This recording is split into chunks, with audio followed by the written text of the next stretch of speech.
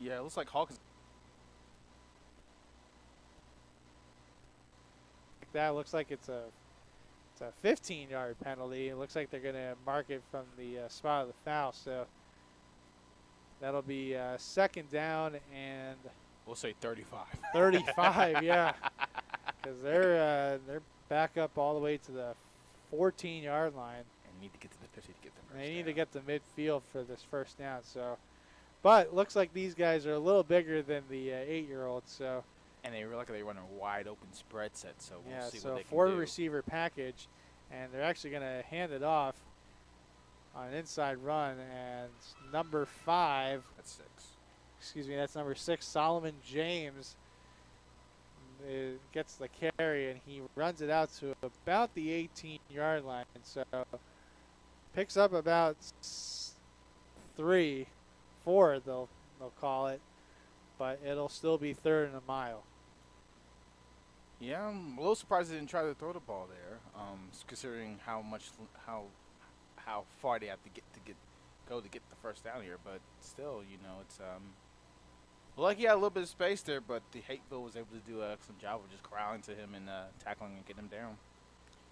So here we go.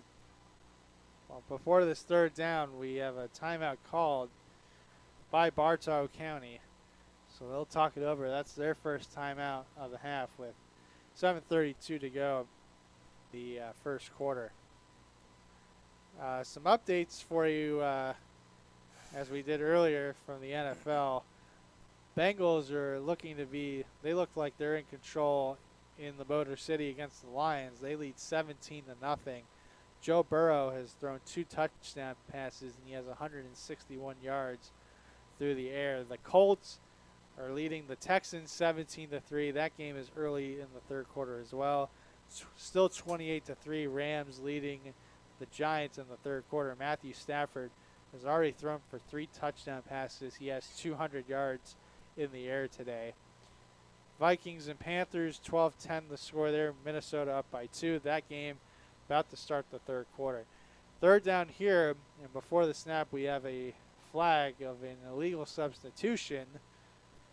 So the opening drive for Bartow just getting worse for the Panthers. Absolutely disastrous. You have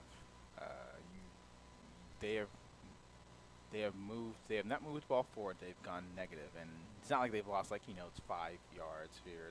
They've lost probably combined what? Almost 30 yards. 30 yards Yeah.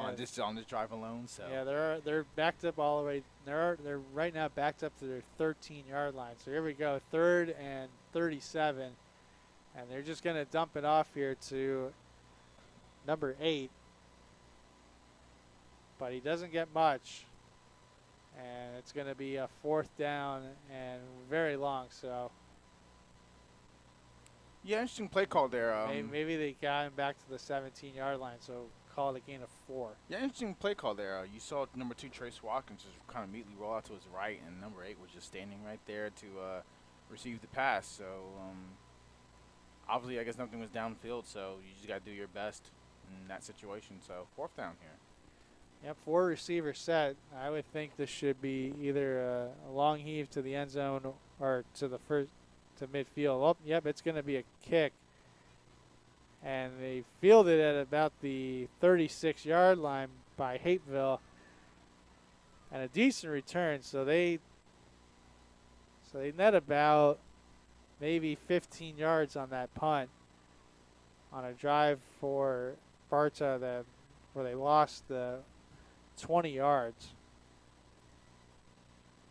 So the Hornets will take over first down and 10 right at the 30-yard line. We'll see if they'll be able to capitalize on this excellent field position. Wishbone set. Yep, 3 in the backfield, 2 receivers. Handoff goes to number 22. Picks up a couple yards inside the 30. And it looks like we'll call it a second down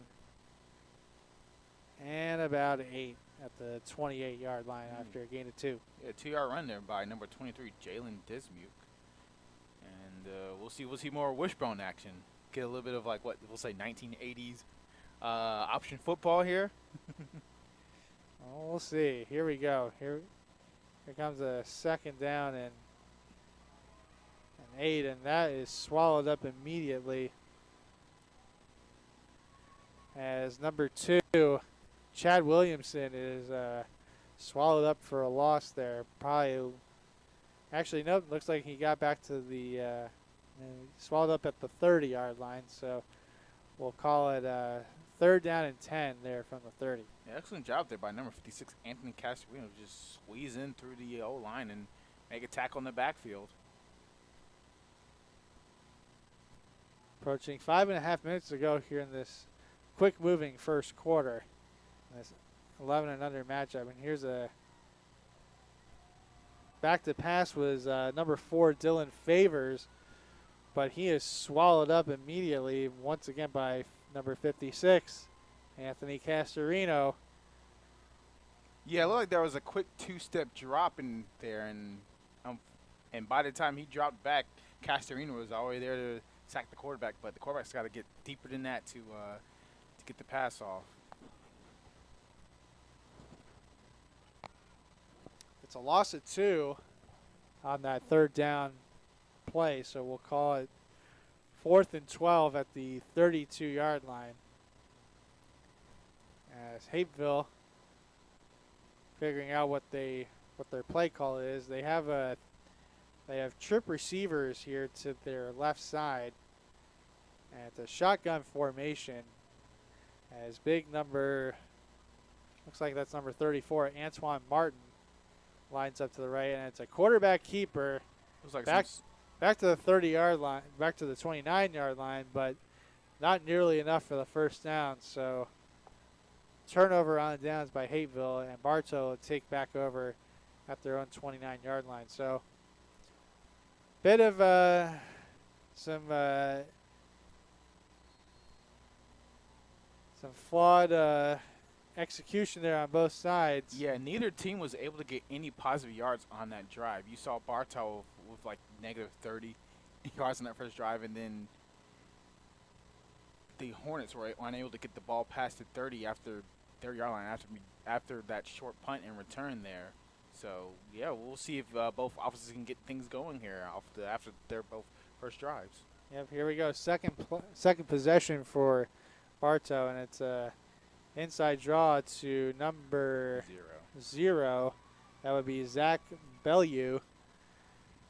Gets a nice chunk there on the first down past the 35-yard line. It's a good tough run there by Bellew. He was able to just see players just trying to grab cloth, and he was able to swipe their hands away and keep moving forward for almost a first down. So it's gain 8 on that play. 2 more yards to get the first down. Let's see if they can get it here. The mark's at about the 38-yard line. So 2nd and short. And once again, Bellew on the handoff. And he's past the 40, and he's got a first down out to the 42-yard line. Bellew was a nice looking big kid here. He looks like he's bigger than if he was his own old lineman, so that should definitely give Hapeville plenty of trouble here throughout the game. A running back like that, especially after a defense is worn down, it takes a toll on you after a while. So let's see if that happens today. Day or night, either way, it's post-meridian. Somewhere it's the evening time. Here we go, first down and 10. Handoff again to Bellew. And this time runs laterally to the left, but looks like he's dropped behind the line of scrimmage there for a loss of 1, and we'll call it 2nd down. Actually, looks like he got back to the line of scrimmage, so no gain, but it'll still bring up 2nd down and 10. Yeah, Panthers are approaching this drive completely different than they did the last drive. Last drive, I think we saw them try to throw the ball each and every single time. This time, they decided, hey, we're going to snap the ball and hand the ball off to number 0, hand it off to Bellew, and it's just worked out so far. So it's worked out well for them so far. So we'll see. Bellew stepped out of the game, so we'll see if they'll try to keep doing that throughout the game. 13 yards of net yards of offense here on this drive so far for the Panthers, as we get an offside call against Hateville. So that'll push the ball to the 47-yard line, and we'll call it 2nd and 5 from there. It's good for that's definitely good for the Panthers. See if you can get Bailey in there and beating the rock a little bit, but yeah. 4 receiver set. It's a shotgun snap looking for number 21, KT Blackwell, the intended receiver. Pass is incomplete. Bryce Willingham was out there in coverage. And it falls incomplete, and we have a 3rd down and 5 from the 47-yard line. Yeah, bit of a low pass there by that was a low pass there by the quarterback. Hawkins. By Hawkins, and a little out in front of the receiver as well. But the route, everything was open. You just got to put the ball on him. So here we go. 3rd down and 5, and it's a quarterback keeper by Hawkins. He's got 1st down yardage, and he is out to the 45-yard line as number 44, Jerome Jefferson, makes the tackle, but not before Hawkins gets a gain of 8 and a 1st down for the Panthers. Nice play call there by the Panthers. You fake the jet sweep and do a quarterback sweep on around the right side, and Hawkins did an excellent job of just running upfield and getting the 1st down. We might see that a little bit more in the game. Once again, a 4 receiver set and a shotgun as Hawkins runs to his right and runs out of bounds, but he loses 3 yards there as number 34, Antoine Martin, forces him out of bounds. He loses 3. Yeah, we're not getting anything from the Panthers are not getting anything from the pass game as of right now. It looks like what they need to start doing is just pounding the rock. We've seen a ton of we've seen them gain more yards running the ball than passing the ball. So it looks like at this point in time, the passing game needs to be maybe at least abandoned as of right now because they've done an excellent job of being able to just run the ball. Here we go, 2nd and 13 as the pass is intended for number 7, 2K Kent. Yeah, once again. Good coverage on the play. It's incomplete. Yeah, once again, Bartow is trying to get cute and just throw the ball here. What they need to do is, once again, go back to establish the run. Bring back Bailey in and do some read option. It looks like either their ability to run the ball either with Bailey or the quarterback, Trace Hawkins, has wound up being successful for them. Passing the ball, not so much. 3rd down and 13, 4 receiver set. Hawkins takes the snap, rolls to his left. Now he's going to throw deep, and he overthrows his receiver, and it's incomplete. And did we get a penalty flag here? Nope, doesn't look like it.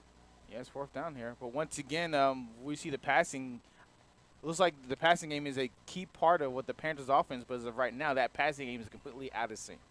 They need to, at this point in time, probably start abandoning the passing game and just continue to run the ball. They did that. They've had success on the drive running the ball, but I guess once again part of their game plans they want to throw the ball, but they need to go back to doing what they did early in the drive, which is running the rock.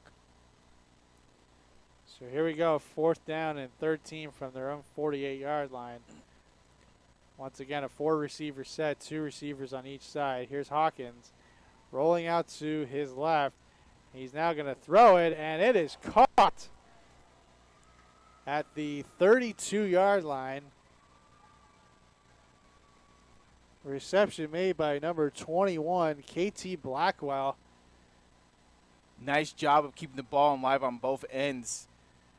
Hawkins did an excellent job despite facing pressure, just rolling out to his left. KT did an excellent job finding a hole, sitting in it, and catching the ball even after taking a big hit from Thomas Parker from Hateville. And that's going to be another a huge 1st down for the Panthers. That should give them some extra momentum to keep the ball driving down the field. Yeah, they needed 13 on that 4th down. They got 16 there. So, and I think that's the first. Well, that's the first completion of more than 5 yards for Bartow in this ball game. That's correct.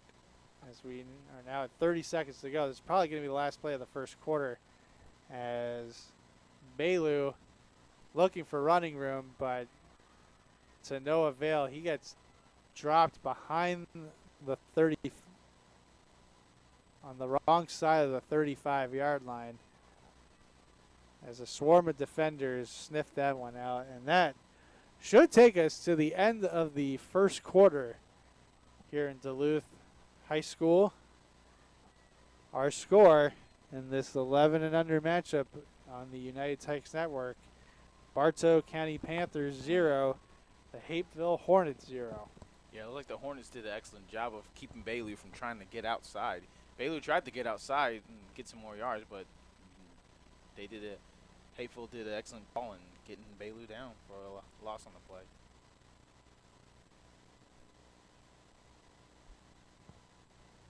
Now it's interesting to see what the Panthers do from the rest of this drive. They've done an excellent. They've been lucky. They've been able to just keep the ball moving and moving the ball downfield on clutch third and fourth down plays, but they've kind of had a little bit of inconsistency here with running the ball and passing the ball. So we'll see if they can get a little bit of that offensive consistency down pat here in the second quarter. So they officially mark it as a loss of 4 on that run by Bellew that ended the first quarter. So we have a second down and 14 from the 36-yard line. 3-receiver package this time. They're going to put a receiver in motion, and it's a handoff to Bellew. He gets past the 30, inside to about the 29-yard line. So he makes up for the loss on the first down play. Looks like he gets about 7 there, so we'll call. They'll mark it at the 29. So gain of 7. We'll call it third down and 7 from the 29. Nice play call there. I like that they've tried to change things up. They've struggled to run the ball at the middle the past couple plays, and so what you do is you put a receiver in motion and try to run it outside, and winds up getting a nice little gain on that second down play. Now, Dorian, before the snap, when you put receivers in motion on a play like that, does that help the blocking schemes? Yes and no. It depends if Hateville adjusts and moves a player outside with them. So it looks like that happened, that was successful because he was able to get a nice block on that play and get a first down, just like we saw on this play right here. Yep, a quick pass to the left side, which is caught by Solomon James, and he's got a first down, and that's a gain of 10 as the Panthers put the ball into the red zone at the 19-yard line. Looks like the Panthers are starting to get in a little bit of rhythm here offensively. We've seen a couple of quick, short passes that guys given them first downs here. So if they're able to do this, then the offense should be able to just do whatever they want. Either that means running the ball or passing the ball here. And the rhythm offensively that the Panthers find themselves in forces Hateville to take a timeout. They're first in the half with 8:35 to go here in this second quarter. You know, they're clearly what I called earlier is that the momentum from, I will say, that fourth down play from Hawkins to James has really kind of in a way ignited this the offense for the Bartow County Panthers. They're starting to get a bit of a rhythm here, and we'll see if they can capitalize here and push it in the end zone.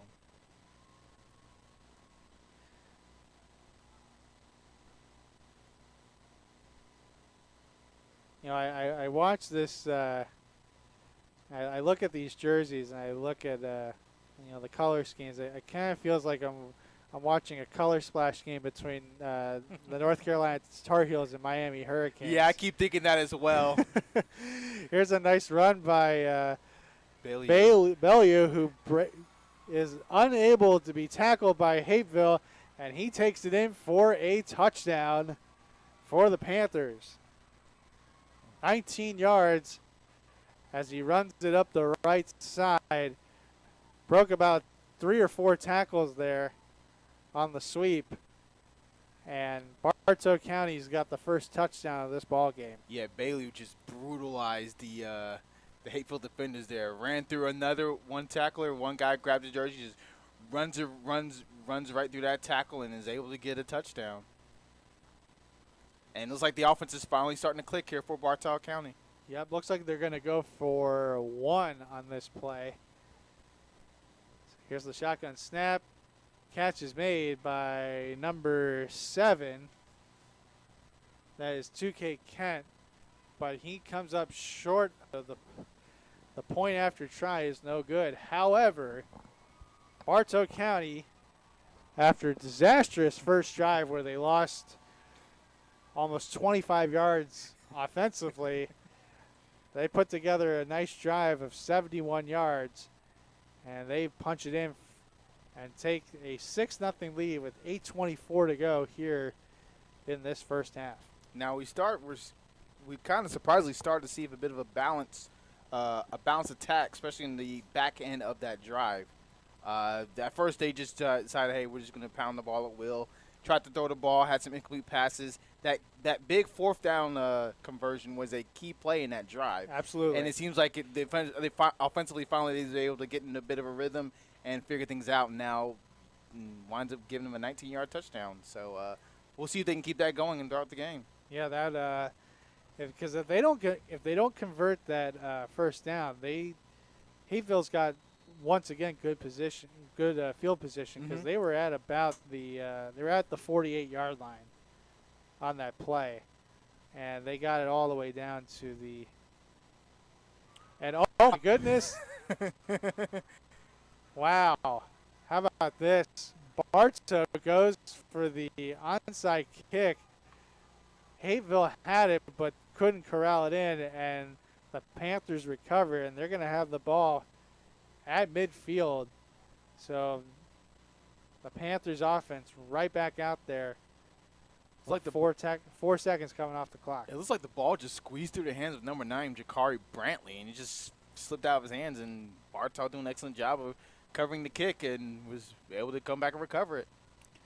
4 receiver set once again for Bartow as Hawkins takes the somewhat errant snap, but he's able to corral it, and he looks like he's marked out of bounds right at midfield for no gain, so we'll call it 2nd down and 10.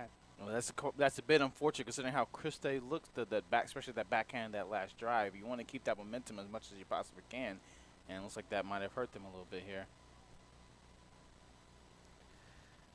Quick update for you from the NFL. The Chiefs have retaken the lead in the nation's capital. They now lead 17-13 with 4 minutes to go in the third quarter. Tyreek Hill, a 2-yard touchdown pass from Patrick Mahomes. Here's a 2nd down play, and the ball loose, and still loose. Looks like Hapeville trying to recover. I think they might have finally gotten it. That ball squirted out a few times. We will check to see. Yeah, I want to say that's Hateville's ball. Nope, actually they're going to say that that Bartow recovered it somehow. Yeah, I'm looking through here on the replay footage here, and then I'm not sure how they recovered the ball because you saw it slipped through one player's hands, it slipped through another Panthers players, and somehow, and from where I was the view I'm looking at, it looks like the Hateville recovered the ball, but somehow Bartow still found the way to keep it. So. Another update, speaking of Panthers, the Carolina Panthers have retaken the lead in Charlotte. They lead 17-12. Here's a pass from Hawkins, is caught out on the far side by 2K Kent. But there is a flag, and we'll check the marker. Oh, that's costly. Looks like the Panthers are going back on their on what happened during their first possession, where offensively their second possession offensively they were clicking. Now they're just kind of falling a little bit out of flow as of right now. Well, it looks like it's a big penalty because they mark it off about 15 yards. Probably it looks like a personal foul. So. Ball is now spotted at their own 34-yard line, so we'll call it.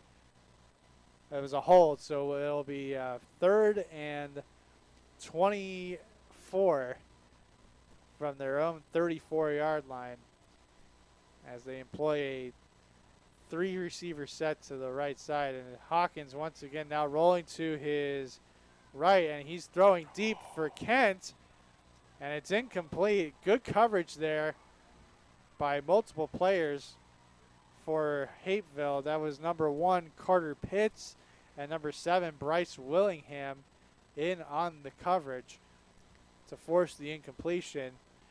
Good job, though, by Hawkins to buy time as he rolled to his right, but it falls incomplete, and it'll be 4th down and 26 from their own 36-yard line. Yeah, the Panthers coaches are screaming, PI, passing interference, throw the flag, but I'm not sure. That was a very close call. Looks like a number 7 from Hateville, Bryce Willingham. I don't think he committed PI. I'm not sure what the rules are as far as face covering, but it was a close call. So here we go, 4th and a mile as Hawkins will punt it and fielded by Pitts at about the 40-yard line. The flags come in as he makes it to about midfield. We'll check the marker. Probably going to be a holding call or an illegal block in the back, I would imagine. But we will check the marker here. By the way, so I mentioned the Carolina Panthers have retaken the lead in Charlotte 17-12. It was courtesy of a blocked kick that was recovered by Kenny Robinson as the Panthers take the lead there early in the third quarter. 5:28 to go now in the third quarter. They lead 17-12 over the Vikings, who are looking to get to 500 for the first time this season. They are coming off the dramatic last-second field goal win over Detroit last week. 19-17 was the final in that game. And another dogfight this week with a score of 17-12. So it looks like it was a hold on the punt return there. So Hateville will start inside their 35, specifically at their 34-yard line with 6:20 to go here in this first half. They trail 6-0, and it's an inside draw and a nice carry there. Out towards midfield is number 9, Jakari Brantley, who picks up about 14, we'll call it 15 on that play, out to about the 49-yard line, a first down for Hateville. Yeah, a quick dive there in the to the fullback in the wishbone formation. Brantley just did an excellent job just running up the field and getting as much yards as he possibly can. And another wishbone formation and another inside draw.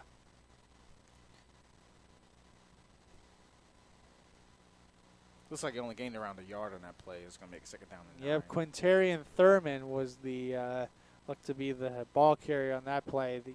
Looks like he gets to midfield, so a gain of 1. And before the snap, looked like Bartow was going to get called for an illegal substitution. No, I think they called a timeout. Well, they called the timeout to avoid the illegal substitution. So good coaching there to avoid the penalty. So a timeout on the field with 5:44 to go in this first half. Again, our score, the Bartow County Panthers leading the Hapeville Hornets 6-0, courtesy of a 19-yard run by, I believe that was Kalu. Zach Bellew was the recipient of that rushing touchdown. 5:44 to go here in the first half. As you're watching Bartow against Hapeville on the United Tykes Network, the 11 and under matchup here at Duluth High School in Gwinnett County. A beautiful day here, as we've mentioned. We were here earlier for the 8 and under matchup between the OG Ducks from Corona, California, and the Twin City Outlaws of Columbus, Georgia. A 7-6 victory by the Outlaws. Looks like that was offsides on that play by the Panthers. Yep, so that'll move the ball to the 45-yard line, and it sets up a 2nd down and 4 for the Hornets, who got a nice carry there on 1st down out to midfield after they were called for a hold on the punt to start the drive. So 2nd down and 4, and a nice carry as the pile continues to be pushed forward inside the 35. Another flag comes in as Jakari Brantley was there on the carry, but let's check the marker. Going to call a face mask on the Panthers. Oh, my. So tag on another 15. That should put the ball inside the 20-yard line for the Hornets. Yeah, nice. Looks like the dive play starting to really come big for the Hornets, especially the fullback dive. Yeah, Brantley's had a couple of nice carries there the last few plays. Yeah. All right, so they marked this ball at the 19-yard line, so they're in the red zone. And once again, it's a wishbone formation and a draw. This time, see, it wasn't Brantley on the carry, but a short gain there. So the ball is now spotted. It was number 3, Cannon Robinson, on the carry. He gets about 2 there. So 2nd down, he pushes forward to about the 11 or 12-yard line as Brantley once again with the carry, and he'll bring up a 3rd and short.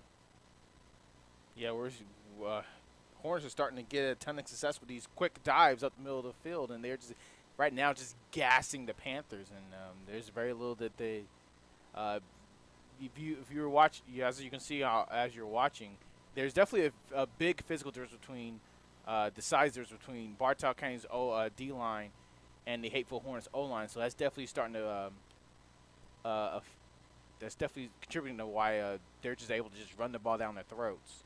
And 3rd and short as Thurman, once again with the carry, and he's gonna. Looks like they're going to mark him at about the 3-yard line, so which will set up a 1st down and goal for the Hornets. Speaking of big bruising runners, Minnesota Vikings have retaken the lead again in that game in Charlotte, 18-17, as Dalvin Cook rushes for a 16-yard touchdown. Vikings have the lead 18-17. They went for 2 and did not get it.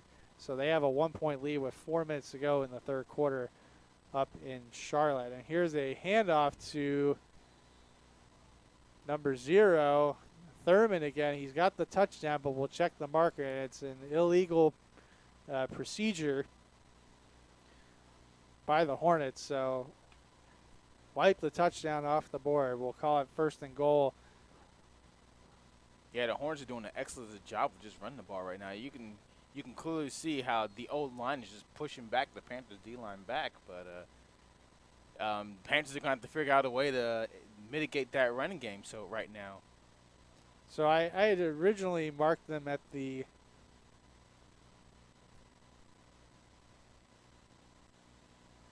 I had originally had them down at the 3-yard line. It's they're now marked at the 4-yard line. It was at the 4, so it'll be 1st and goal from the 14.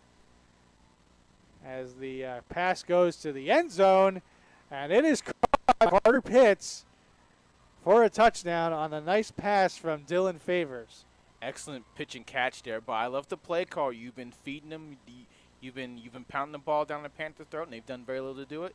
So what do you do in order to counter that?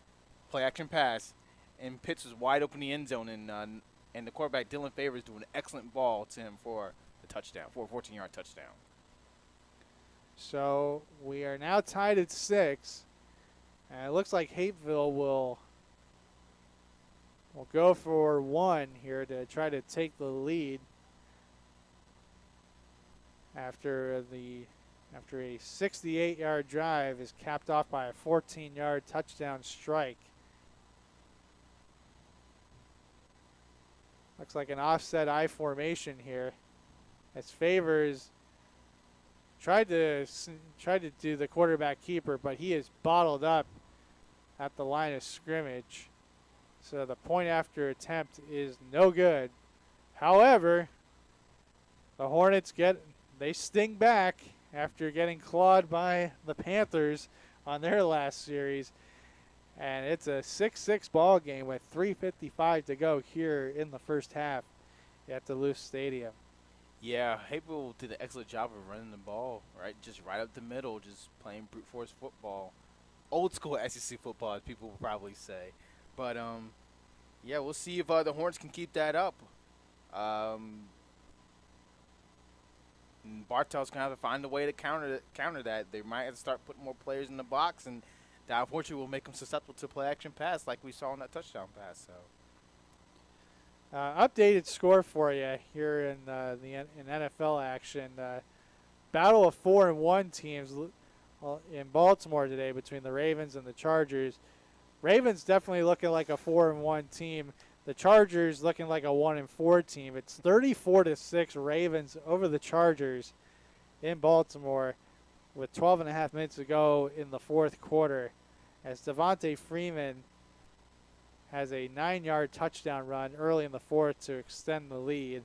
I haven't heard that name in a little while. You know, I haven't either. Former Falcon there. Yep, and a former standout at Florida State University. Lamar Jackson, a pedestrian day throwing the ball, 17 of 24 for $160 with a touchdown and an interception. Justin Herbert, similar numbers, 17 of 31 for $165. He's got a touchdown and an interception as well.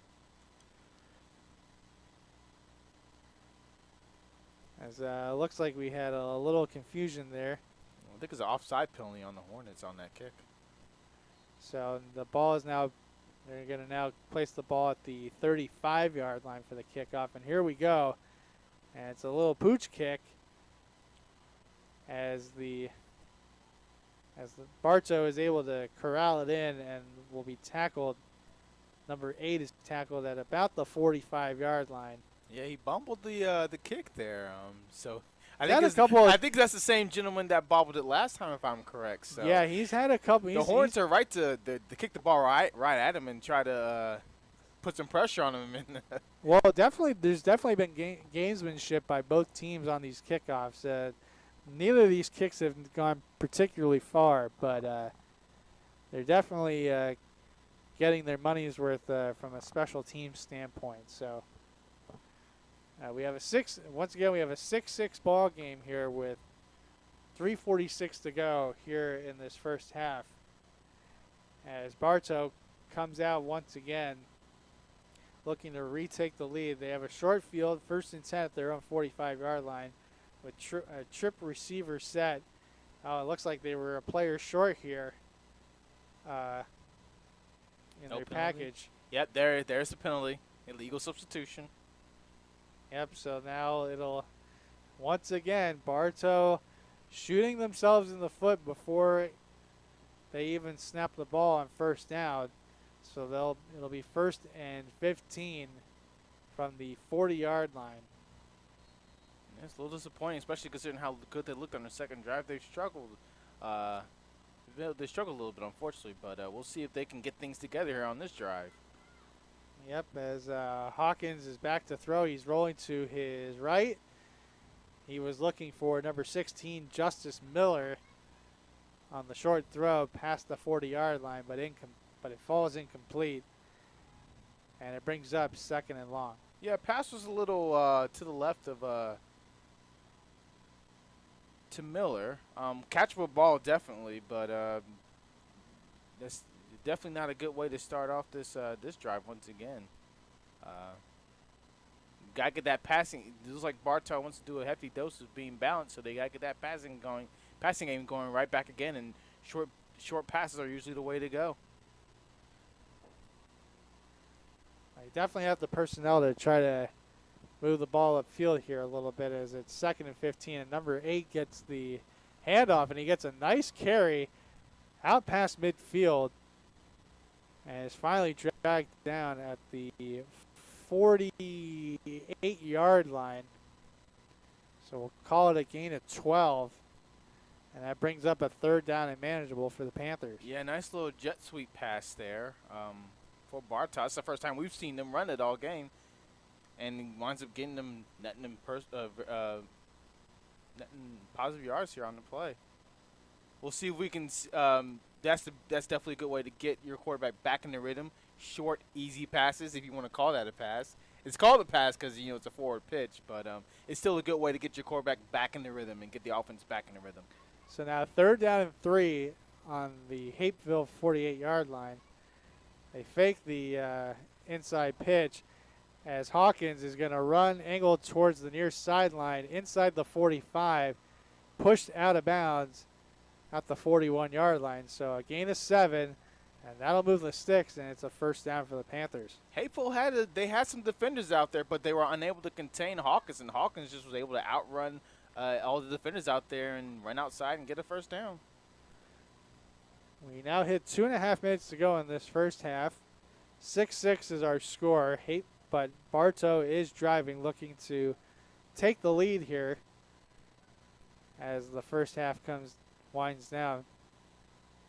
3 receivers set with the tight end just off the line of scrimmage.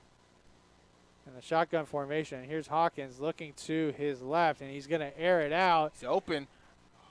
He had number 11, Chadden Woodley, out there, but it was overthrown just by a hair, and it's incomplete, and it'll bring up 2nd down and 10. Woodley's got to keep running on that route. He did an excellent job of kind of baiting the DB to slow down a little bit, but he's got to keep running on that route. He's got to keep running. If he keeps running, and that ball's he would definitely be able to catch the ball and just run the ball into the end zone for a touchdown.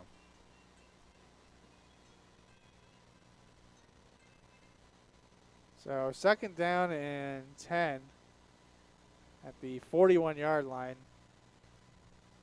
as Woodley comes out of the game after coming up just short on the pass attempt.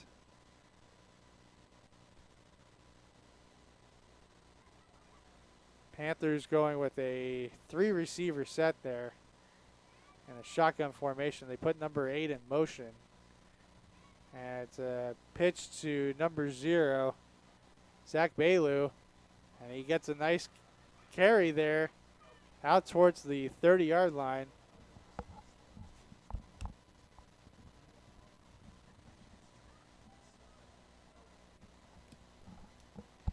Sorry, ladies and gentlemen, we're having a bit of technical difficulties here.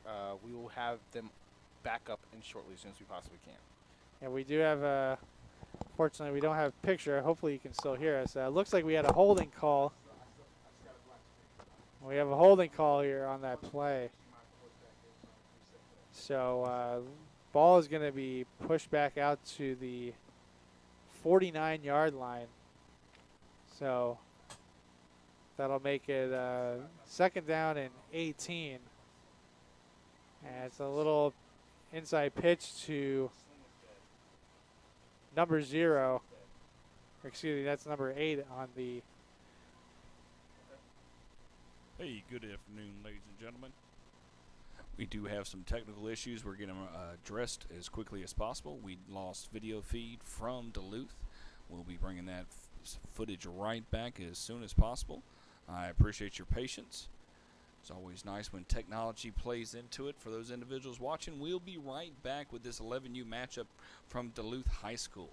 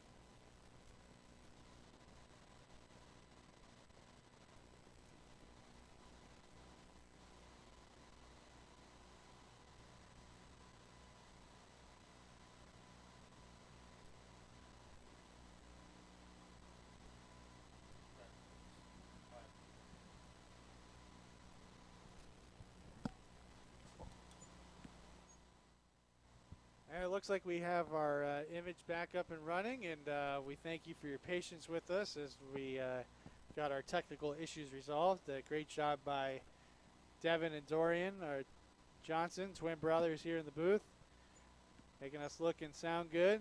It looks like we have our image back up and running. Last play looks like thank you for your patience with us as we had a nice completion got there our technical to issues resolved. Blackwell. Great job Hawkins. By Devin and Dorian. First down.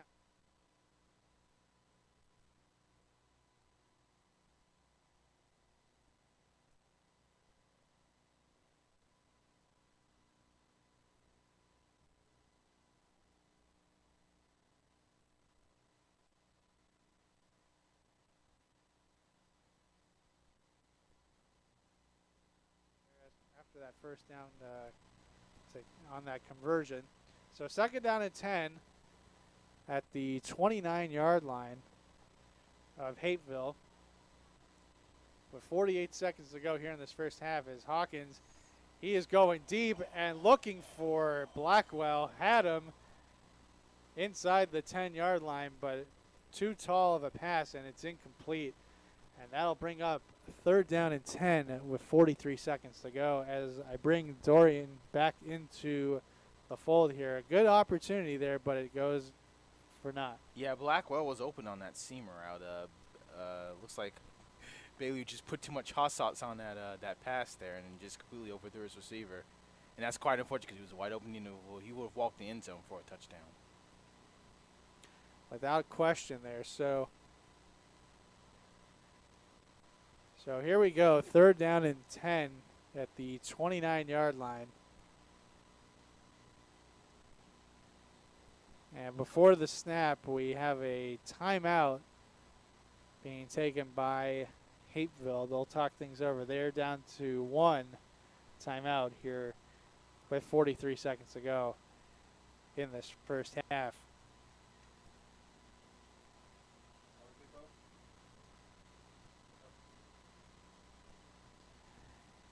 Quick update for you from the NFL. Vikings, I told you earlier, had taken an 18-17 lead late in the third quarter on a Dalvin Cook 16-yard rush. They've now extended their lead to 25-17, courtesy of a 5-yard pass from Kirk Cousins to Adam Thielen, who's once again having a great season as one of the lead receivers for the Vikings. Greg Joseph's extra point is good, so it is now 25-17 Vikings as that game has reached the early stages of the fourth quarter in Charlotte.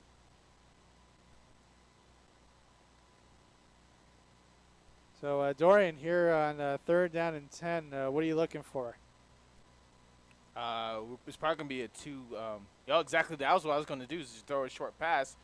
Double pass, actually. And it's going towards the 15-yard line. Incomplete. A little bit of a broken play there. Luckily, it wasn't intercepted, but it's incomplete.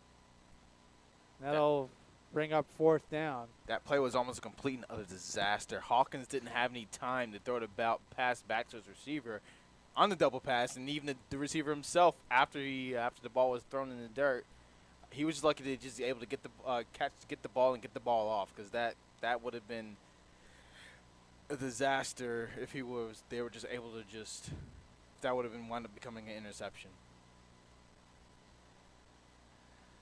Another update for you from the NFL. The Packers and the Bears renewing the longest running rivalry in the NFL. Packers leading at 24-14 in the fourth quarter. 4.5 minutes to go. Here's a pass on fourth down.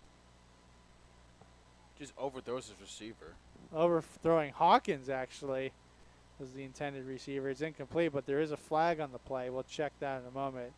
But 24-14, the Packers leading the Bears.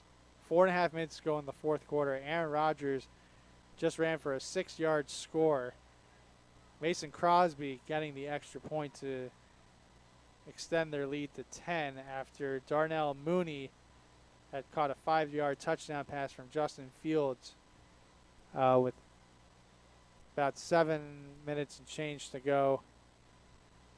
Or excuse me, with 6:15 to go in the fourth quarter, he caught that touchdown.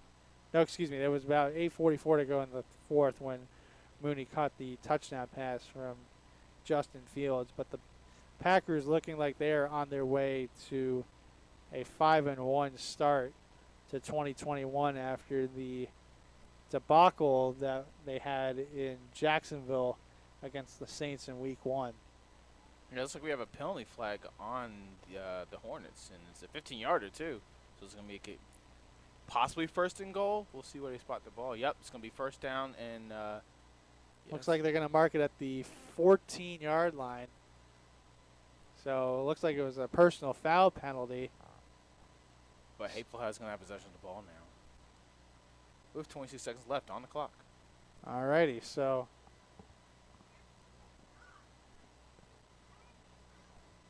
first down and 10 for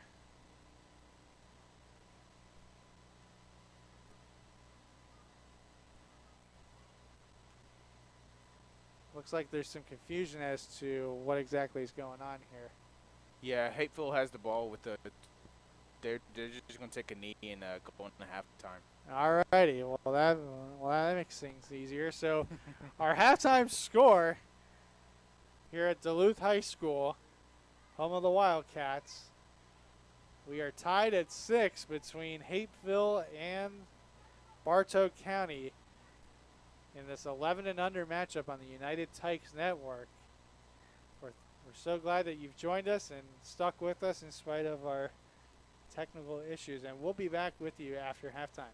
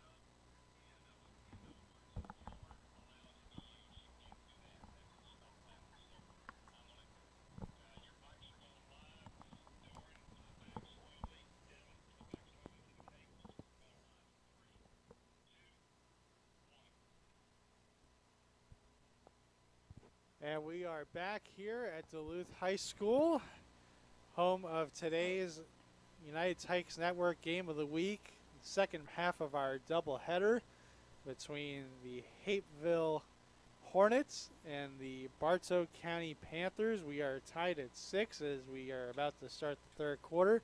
Quick recap of how we got here.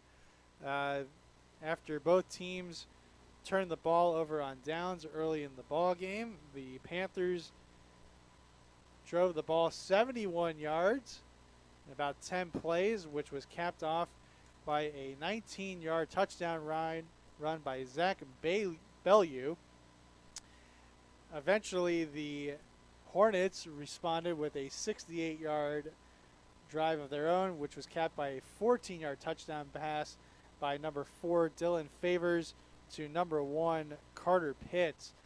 Both teams went for one-point conversions from about their own 3-yard line, but were unsuccessful, and thus we have a 6-6 tie as we close in on the 4 o'clock hour here in Northeast Georgia on what has been a beautiful day as I bring Dorian Johnson back into the broadcast booth. And Dorian, what are we looking for here as we start the second half?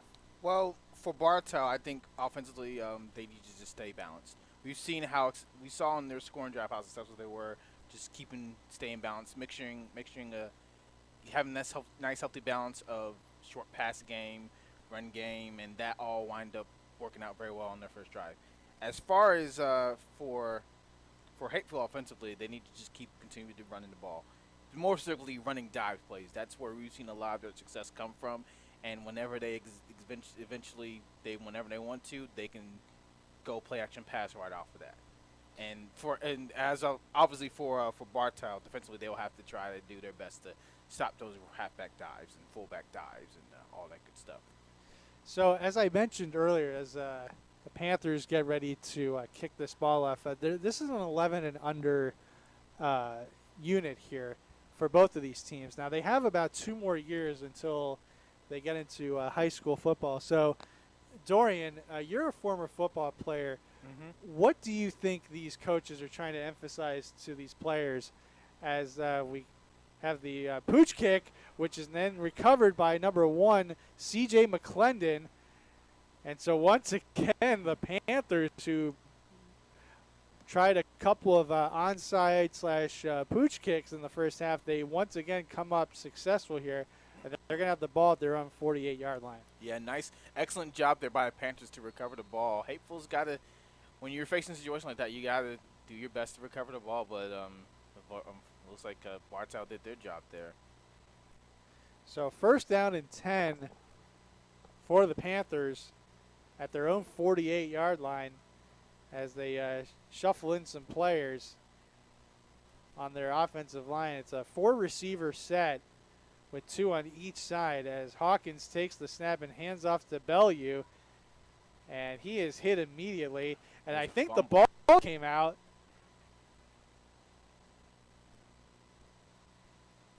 The ball, but we'll wait and see. We got to check the penalty flag as well, which I don't think will affect the... a lot to unpack here on this first play of this third quarter. So it's going to be a penalty on Hateville. Was it a face mask?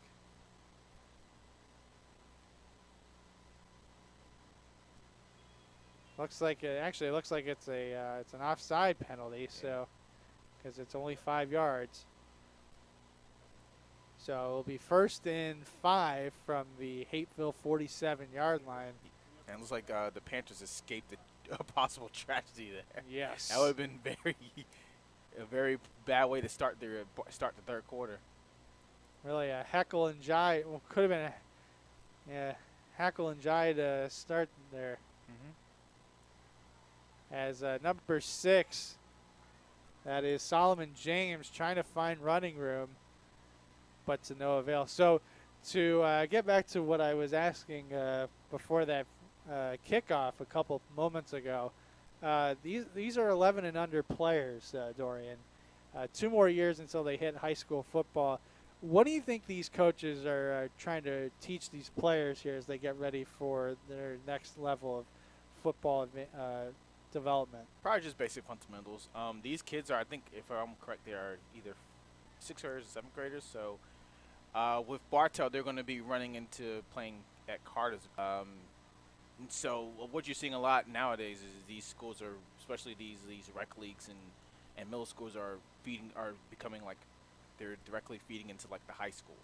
So part of the reason why maybe Bartow is running the spread is because Cartersville runs the spread. So that's probably what we're seeing here right now with these two teams. So a nice catch there on the play by the Panthers, but it looks like it's going to be negated by.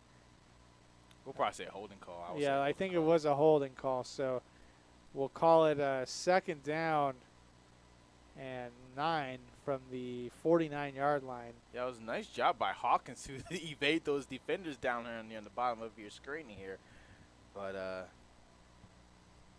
yeah, unfortunately, they lost 5 yards because of a penalty. So they have a 4-receiver set, and it's a shotgun formation for Hawkins as he puts number 21, KT Blackwell, in motion. Now he's rolling to his left, and he throws it out there, caught by number 8, but immediately tackled by Dylan Favors, who also plays quarterback. No yak, baby. No yak. Actually, you know what? I think I stand corrected. That was that?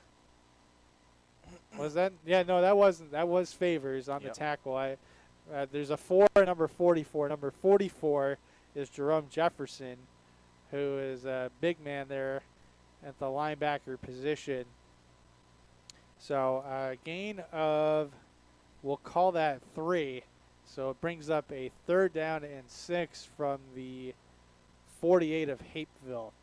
Yeah, nice roll there, and actually nice roll and pass there from Bartow. Just excellent job to our Favors. Is just no yak. Here's a deep field throw for number 8 is incomplete as Favors again and Bryce Willingham both on the coverage. Both on the coverage there for Hateville. So it brings up a 4th down on the plus side of the field. Might be an opportunity, could be a punting situation for the Panthers, but they have been very aggressive today. Although I wouldn't be surprised if Hawkins decides to take the shotgun snap and just pooch punt it here, but we'll see. Nope, he is going to throw for it as he's backed up to his 45, rolling to his left, now rolling to his right, back to his left again. Still trying to find a receiver, and he throws it low, looking for number 8, but it's incomplete. And it'll be a turnover on downs, and Hateville will take over at their own 48-yard line. Yeah, Hawkins kind of did an excellent job of just keeping alive and keeping the ball in his hands and just trying to make more time for his receivers to get open. But Hapeville obviously did an excellent job of just having the receivers covered. So unfortunately, it results in the 4th down. And if I'm correct, we did not see any running plays from the Panthers. No, I did not. I think we had. I think there might have been one rush attempt early in the drive, but not much doing there. Yeah, once again, they need to go back to staying balanced, and that means they have to keep running the ball. Yep, so Hateville comes out once again, their wishbone formation, and it's handed off to Quintarian Thurman, number 0.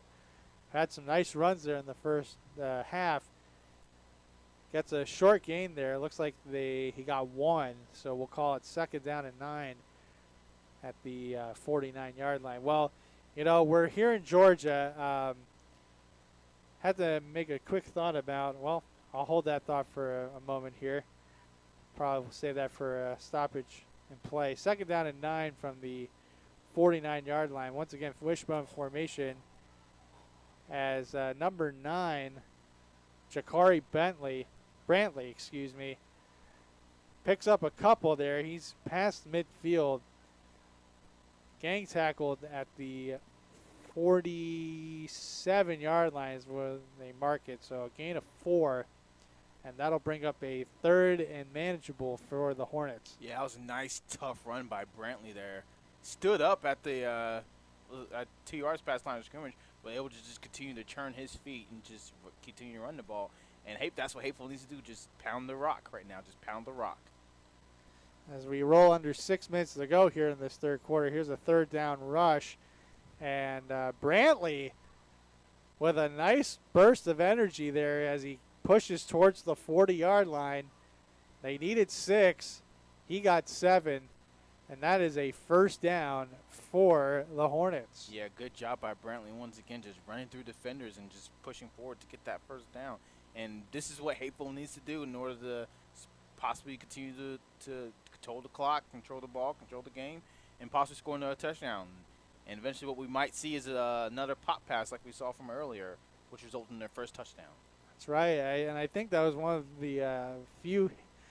the only passes we've seen today, but they put it in the end zone. Here's another run out of the wishbone formation as Brantley again, tough running, north and south, as I mentioned earlier in the first game, which was a nail-biter, a 7-6 win by the Twin City Outlaws over the OG Ducks from Corona, California. The Outlaws from Columbus, Georgia, pulling out a win late in the fourth quarter today in the first game of our doubleheader. So a gain of 5 there on first down for Brantley. Second down and 5. And this time it's a quarterback keeper by Dylan Favors. Gets a couple inside the 35, but then immediately running into a gang of tacklers at about the 33-yard line. So it looks like it's a gain of 2.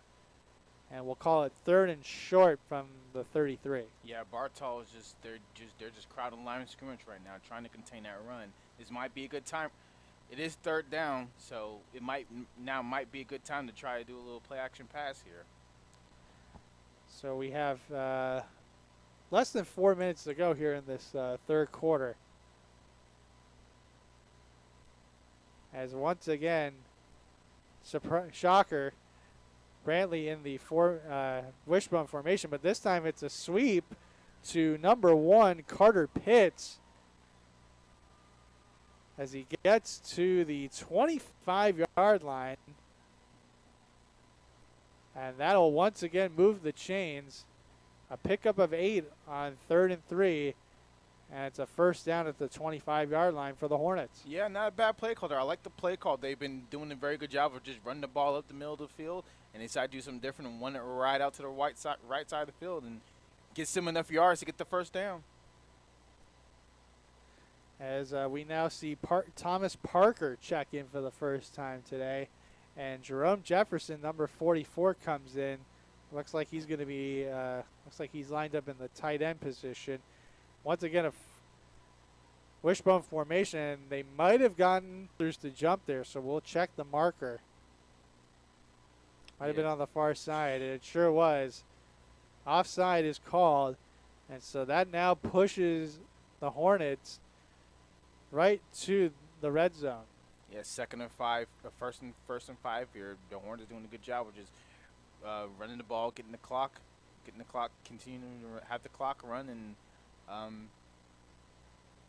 continue to run the ball. We'll see. I think right now maybe you try to do a little bit of a play-action pass here. You see Bartow there completely crowding the line of scrimmage. No, there's a fumble on the snap. But luckily the quarterback Favors falls on it and actually picks up a yard or 2.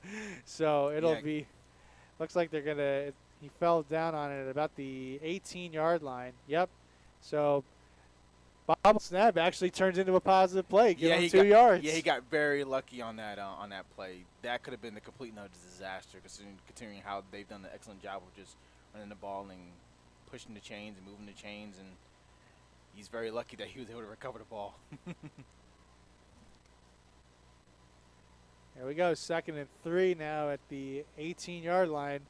Hateville marching down the field on this drive as Thurman takes the handoff and runs up to the left side, but not for much.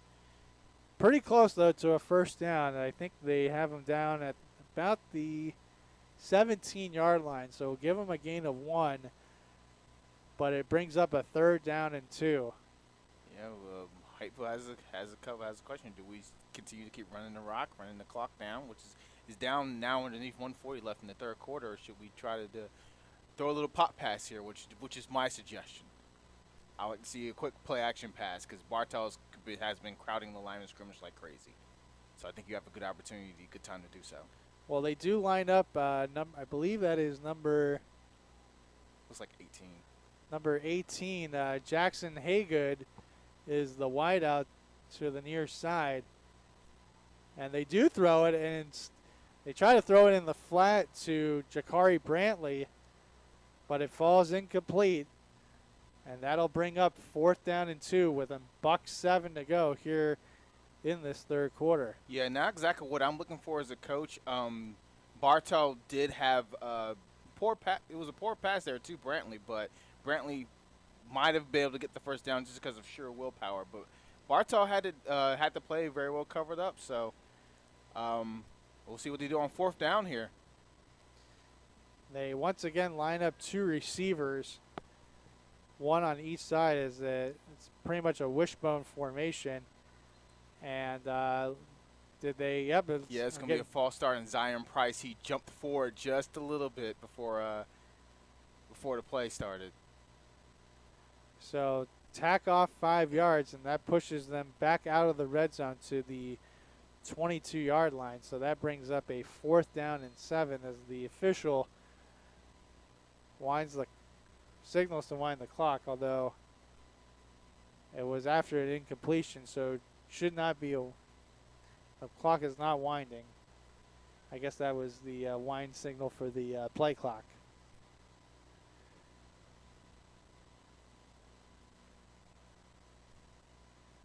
Once again, we thank you so much for joining us. In spite of everything, we've had some tech issues here at Duluth, but we still got a game, and it's been a good one here so far. 6-6 the score as the Hornets take a timeout. And with that timeout, I have an opportunity now, as I wanted to earlier, to talk a little college football. We are in the state of Georgia. How about those Bulldogs yesterday, who continue to dominate with their top-ranked defense, 30-13 winners yesterday over a previously unbeaten Kentucky Wildcat story. Yeah, Georgia's looking legit. They have a very good chance. I think they have a very good chance of running the gauntlet and winning it all. And the crazy, I think always the interesting part about this is that they are winning all these games with a backup quarterback and 4 out of their top 5 receivers not playing. And that's probably the most impressive part of this run that they've had so far. Indeed. I mean, I'm just waiting. You know, part of me is waiting for the other shoe to drop with the Bulldogs, but who knows? Maybe this really is the year for Kirby Smart and his ball club. Hopefully so. Here we go, 4th down and 7 as the snap is taken by Carter Pitts, and he does toss it out to number 7, Bryce Willingham, for a 1st down, but there is a flag, so we'll check the marker. Very unusual play here, as it was was that a legal forward pass? Yes, it is. It's an illegal forward pass. What a backbreaker for the Hornets.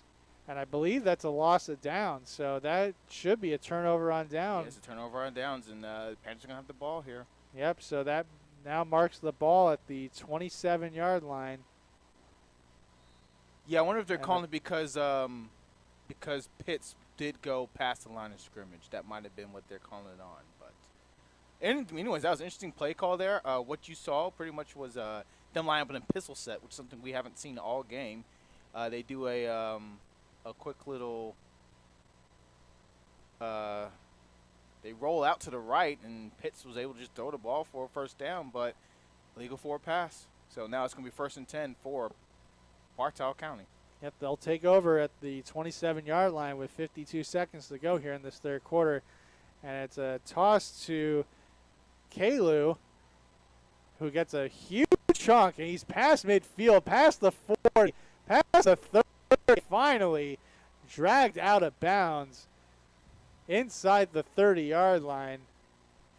Number 10, Thomas Parker, and number 19, Kamile Moore, force him out of bounds, but not before a gain of 50 on the play. Yeah, it's nice to see they give the Check ball that, back. 46 yards on that play. Well, it's nice to see they're giving the ball back to Bailey. He's been a huge contributor to his offense, and in a bit of a different way we see this time as well. We haven't seen them do a toss sweep with them, and it winds up working out very well for them. Yeah, that's actually a gain of 45 as it's marked at the 28-yard line. And here's another handoff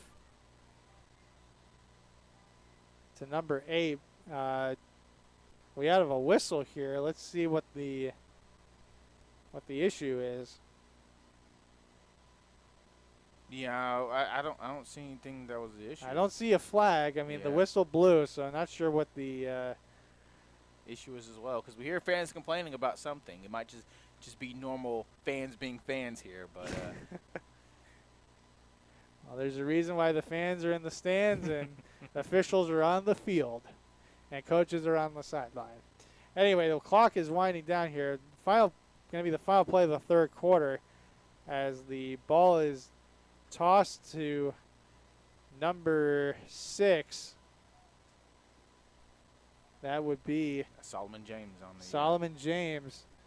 And that'll take us to the end of the third quarter. Our score, we are tied at 6, but Panthers are driving as they're going to have the ball for second down at the 26-yard line.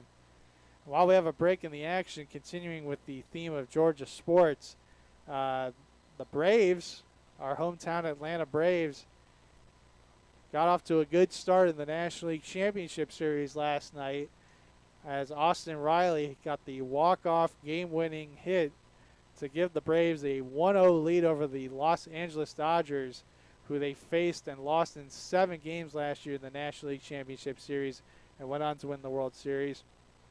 They are up 1-0. Game 2 is tonight at Truist Park as Ian Anderson looks to send the Braves to Los Angeles with a 2-0 lead. But they're going to have their hands full as Max Scherzer gets the ball for the Dodgers. This should be a good game. Should be a pitcher's duel. I would imagine that should be a 1-0, 2-1 score at Something Truist. like that. Yeah, it should be a great matchup on the mound at Truist. And you know the atmosphere will be electric at the Battery. Yeah. I knew somebody else at the game last night, and they said the atmosphere was electric. So, as we start the fourth quarter here, and it looks like Bartow got one of the Hateville linemen to jump. We'll check and see what the officials determine. it's funny because Hateville's blaming it on Bartow. I was like, "Yeah, they jumped offsides first." And I'm like, we'll wait and see. I'm putting my money on Hateville jumps offsides. Yep, and it's looking like the referee, he's going to call encroachment on the Hornets. So that moves the ball to the 21-yard line before we even get our first snap of the fourth quarter. So that now makes it second down and 2 for the Panthers at the Hateville 21-yard line. Now the Panthers are going to huddle up here and figure out what they're going to call here on this second down and short. Yeah, we'll see. I mean, they've had a ton of success this drive so far running the ball, so we'll see if they keep that up. Bailey's not in the game right now, so it's going to be a quarterback sweep to the right. Yep, and it's a nice gain by Hawkins, and he is down inside the 5-yard line on the quarterback keeper. A gain of 17 as he runs it right up the middle. And it results in a first down and goal for the Panthers. Yeah, I love the play call there. Quarterback sweep. I don't think Hateville was anticipating that play at all. I definitely was not. And Bailey Hawkins did an excellent job just running the ball, running through tackles, and getting the first down. Now Bailey has checked back into the game. Going to see a power game from him, possibly. Yep, and it's an inside draw as Bailey brings it down to about the 2-yard line as number 34, Antoine Martin, wraps him up and keeps him out of the end zone. But it'll be second down and goal at the 2. Quick snap, quarterback sneak. As Hawkins looking for the goal line, And yes, a signal touchdown. So with an even 9 minutes to go here in this fourth quarter, Bartow County back up on top. They lead it 12-6. Now, I like what I do like what Bartow did there. Do a quick snap, rush to the line, no huddle, quick snap, hurry up and snap the ball, and do a quick quarterback sweep. And it almost like he was not going to be able to get in, but due to a push from himself and his own players, he was able to make his way into the end zone. And now they're up 6 points over Hateville Hornets. So they now mark the ball at about the, looks like they mark it about the 3-yard line. Yep, to try to complete the extra point. Yep, so they're going to go for one here, it appears. Up 12-6. They're going to put a man in motion. And it's a pitch to Kalu again. Or Bailu, excuse me. And he's got the extra point conversion. So the drive turns into 7. And with an even 9 minutes to go here in the fourth quarter in Duluth, the Panthers lead the Hornets 13-6. Yeah, good play call there. Just give it to the big man. Let him do what he does best, and just power into the end zone for the extra point conversion here. And now let's see what happens next. Hateville's been able to move the ball just by running the rock. They have plenty of time. 9 minutes left in the quarter, so you can still run your offense with the amount of time left. But we'll see what they're going to be able to do here. Looks like Bartow County once again is lining up for the onside kick. They've been very successful at that today. At times it seems unassuming, with these squib kicks, but they have special teams have. I would say has to be advantage Panthers so far here today. Yeah, I think in this situation, I would want to try to kick the ball as deep as I possibly can, but also understand that these kicks have put a ton of pressure on the Hornets. And that one goes straight to number 22. For Zion Price. And he is going to take it inside and finally drag down at about the 4-yard line. So the Panthers trying to maybe getting a little too fancy there with their special teams, and it cost them. It's an excellent return there by Price. He just took the ball and just ran up right up the middle of the field. And unfortunately wasn't able to outrun the Panthers defenders, but at the same time, you're giving your team plenty of there's 8:44 left on the clock, and your team is in prime field position to score a touchdown here. And the way Hateville, the style of play they've been playing so far, it definitely bodes well and into their favor. I would imagine on this play here as they set up 1st and goal at the 5. Oh yeah, no surprise here. It's a wishbone formation. Halfback run, baby, halfback run. But before that, we do have a flag. And it looks like we have too many men on the field. Illegal substitution. It's an illegal substitution, so that'll move the ball to about the 2.5-yard line. And it'll still be 1st and goal for the Hornets.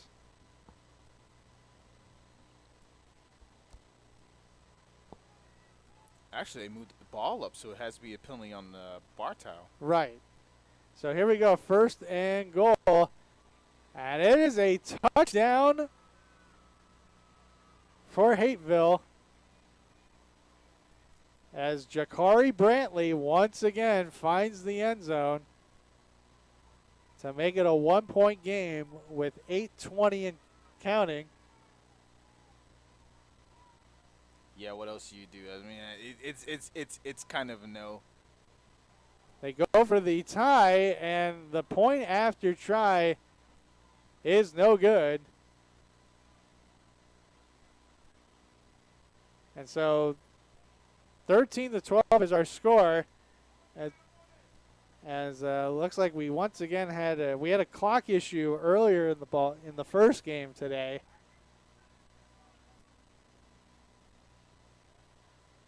Yeah, back on that touchdown play. I mean, who else to give it to? The number 9, Jakari Brantley. He just does what he does best: power through defenders and run to the end zone for a touchdown.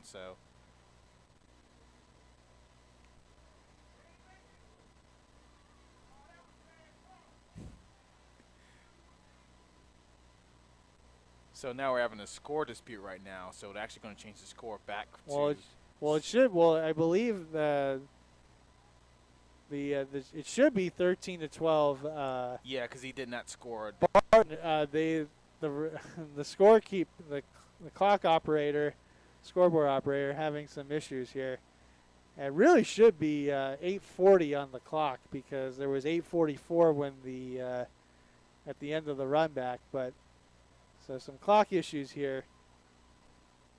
Well, it's going to go in the favor of probably Hateville as of right now, since they are still down by 1 point. Right. So we'll see if the unless Bartow is the home team, I'm not entirely sure about that, but we shall see. So here's the kickoff from Hapeville, and it's fielded by number 2 Hawkins, and he's getting a nice return. Now trying to reverse his field, still on his feet, and now finally tackled at the Hateville 46-yard line by Brantley.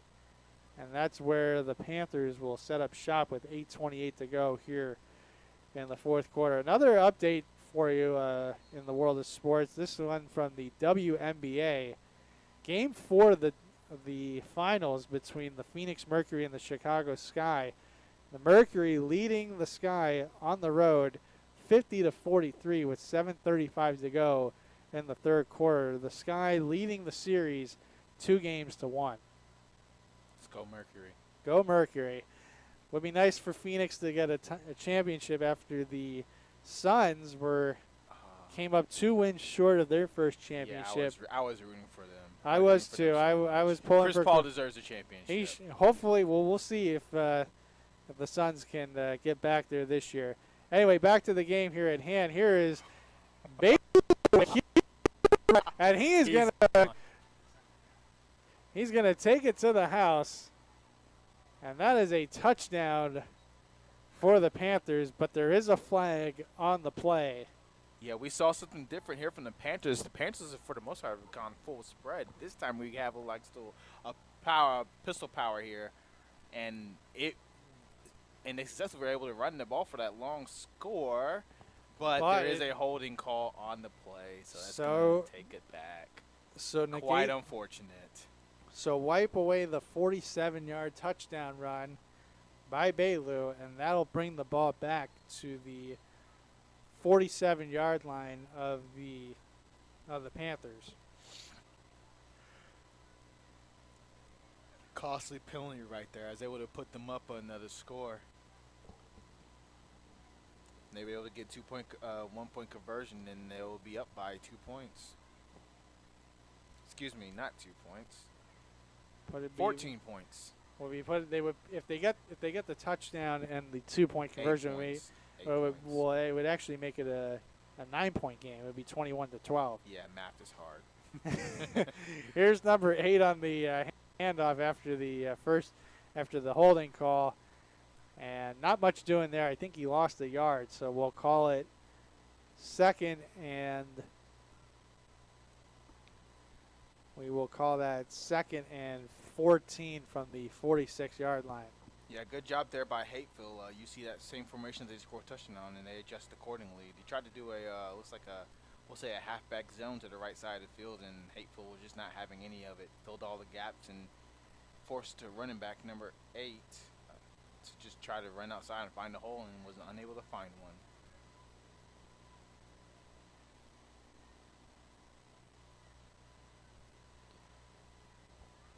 So here we go, second down and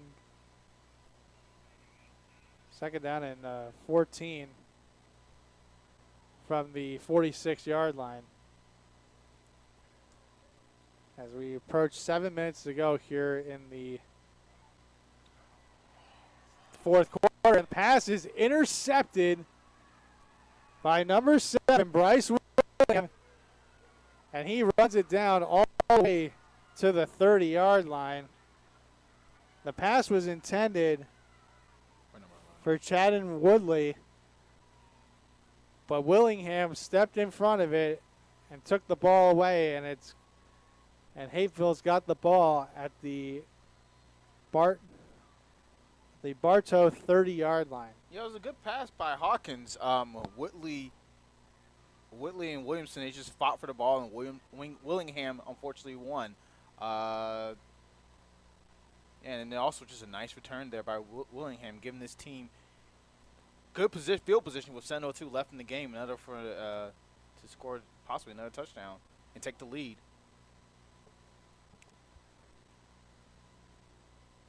So here we go, Hateville with an opportunity to go ahead here, 1st and 10. And it's a quarterback keeper for Favors, but he is dragged behind the line as Bellew, there to initiate the contact and force the tackle for loss. It looks like it's a loss of 2 there. It'll be 2nd down and 12. Yeah, we've seen Bellew all over the field for the Panthers on the offensive side of the ball. This is the first time we were able to see him create some kind of havoc here defensively for the Panthers and wind up costing the Hornets 2 yards on that play. You know, the Hornets, they've been very successful running the ball out of the wishbone formation here all afternoon, but a little curious why they decided to mix it up there with the quarterback keeper on that play. Yeah, at this point in the game, just go, it's been working so far. And we're going to have a nice little another wrinkle here with a pistol set here. But I think they have too many players on the field. Yeah, but that's like what they're going to get called for. As the flag comes out and the pass falls incomplete on the far side, and we will check the marker. And it's looking like it's going to be an illegal formation against the Hornets. So the penalties declined. Probably a smart move by the Panthers because the pass was incomplete. So it now brings up 3rd down. Yeah, we're still having 3rd along here for the Hornets. They would have lost 5 yards if the Panthers were taking that penalty. So I guess it just makes sense here to just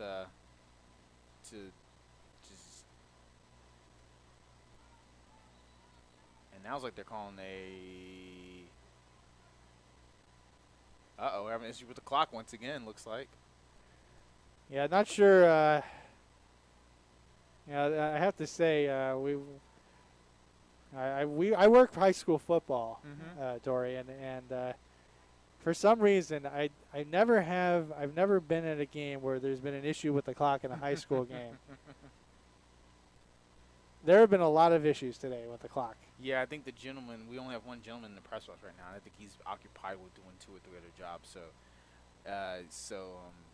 That if you have your attention directed in multiple directions, I know that definitely, if you're focusing on one job and then you have to fix another job, then that definitely takes a lot of your focus and time away from doing your key job. So, and I'm surprised that we're starting to see Hornets run some shotgun stuff here. Yep, here we go, 3rd and long, and the pass is going to be incomplete as it was intended for number 10, Thomas Parker. There is a flag on the play. But it's a flag, although it looks like it might be the official is pointing in the direction of the Hornets. Yeah, I want to say they're going to call pass interference on number 10, Thomas Parker, the receiver out there, but we'll check the flag and see. It looks like it is pass interference. And if it is against Parker, I mean, I would think the Panthers would once again decline the penalty because it was incomplete. Yeah, they're going. But they're actually going to accept the penalty, so that'll. Yeah, I'm wondering why Hateville is trying to get a little quote unquote cute here and try to throw the ball here. They have 5:40 left in the clock, and they've had a extremely potent running offense here. And so I'm wondering why they decided to, hey, we're just going to go shotgun and throw the ball, even though what has been working very well for them has been the wishbone getting wishbone set and running power. So here's a 3rd and long. And that pass is tipped and intercepted. That's number Coming up with the pick as he runs out of bounds at about the 35-yard line. And with 5:29 to go, the Panthers get a huge takeaway after they gave away the ball a moment ago in plus territory. Yeah, it's quite unfortunate there for the Hornets. They've been doing an excellent job of running the ball, and once again, they have plenty of time. But I guess the coaches decide, hey, we're going to try to throw the ball here and throw a touchdown here with the few minutes left we have in the game, and that game plan wind up backfiring on us. That idea just wound up backing up on backfiring on them. So 5:29 left. Ball is spotted at the 36-yard line for Bartow County.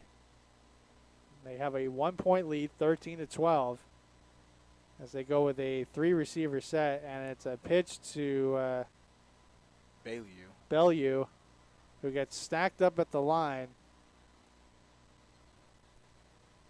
Good job there by the Hornets defense on calling out and stacking up against the run, because that's exactly what I would have been doing. Bailey's been your he's been your most important player on this game so far, especially on the offensive side of the ball. And with 5 minutes left remaining in the final quarter of the game, that's what you want to do. Try to feed the rock to your star player and run that clock down. So loss of 2 on the play, so it's 2nd down and 12 at the 34-yard line. Once again, a 3-receiver set for Hawkins as he puts a receiver in motion, and now he keeps it, and he's going to run past the 40 and then fumbles the football, and it looks like Hateville's got it. Oh, my. Well, I mean, he had the right idea. Yeah. He wanted to, quarterback keeper, keep it on the ground, run some clock, but you got to secure the ball, and he did not. Yeah, good play call there by the coach. I like the play call. Do a quarterback sweep to the right, fake the jet. Would have been close to a first down. Unfortunately, Hawkins fumbles the ball, and winds up getting the ball back to the Hateville, and they have 4:30 left in the game. Let's see if they go back to their shotgun set, or do they try to go back to running wishbone?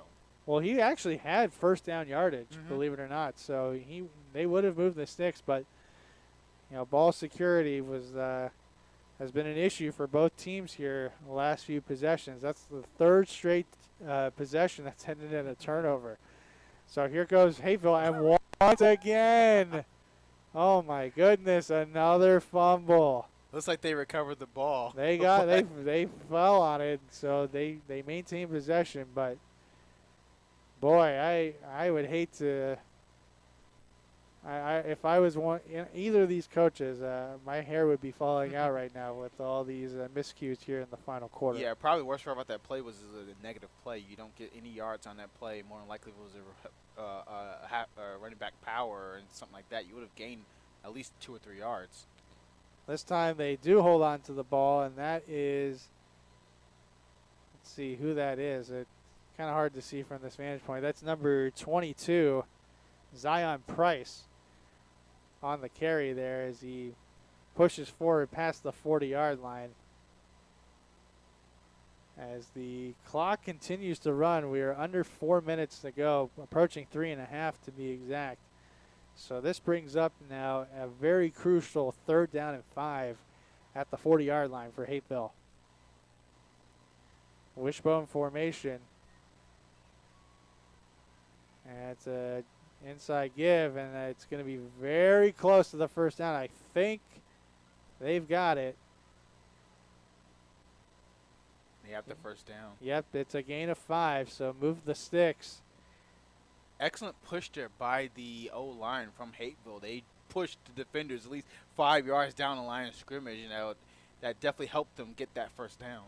The thing that really gets me, Dorian, is on plays like that where it's a direct handoff, you see a bunch of bodies converge on the ball, and it looks like it's only going to be a very short gain, if any gain at all, and it turns out to be a nice gain. And here's a quarterback keeper by Dylan Favors, who turns it outside, still on speed, And he's into the end zone.